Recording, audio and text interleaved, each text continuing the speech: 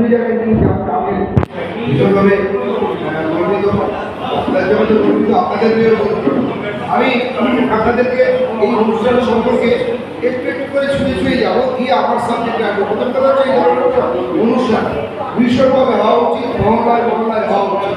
এই ধরনের অনুষ্ঠানের মধ্যে থেকে বিশেষ রক্তদান শিবির, চোখ এমন অনেক লোক আছে যার চোখ দেখানোর পয়সা বা সময় নেই, তাকে এই ধরনের ক্যাম্পের মধ্যে থেকে তাকে উপকার দেওয়া যেতে পারে। দাঁতে আমরা ভীষণ ব্যস্ত, দাঁত আমাদের এমন একটা পার্টস যে দাঁতের নষ্ট হয়ে গেলে পরে দাঁত কিন্তু একটা সেকেন্ড টাইমে পড়ে। আপনার একটু কথা কম বলবেন, আজকে কথা কম বলবেন প্রয়োজন ছাড়া। দাঁত কিন্তু একটা সেকেন্ড টাইমে পরে পড়ে গেলে আর উঠবে না, ছোটবেলায় দাঁত উঠবে, আপনারা উঠবে না।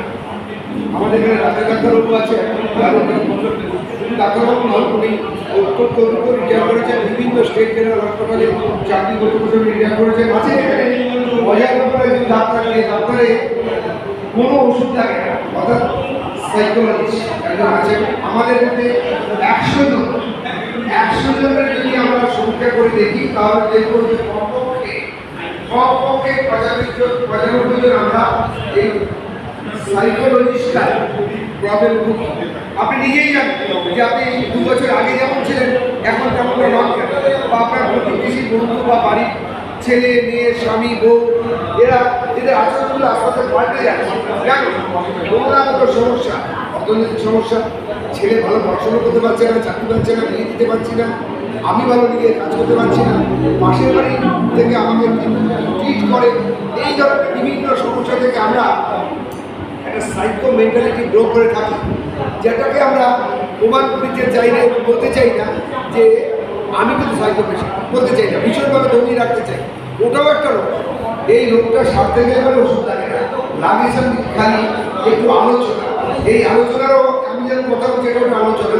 এই আলোচনার যে বিজ্ঞানভিত্তিক পদ্ধতি আছে, আমাদের মধ্যে সেই ডাক্তার আছেন, আপনারা কেউ পেশেন্ট আপনারা ওদের সাথে আলোচনা করতে পারেন আপনার সমস্যা।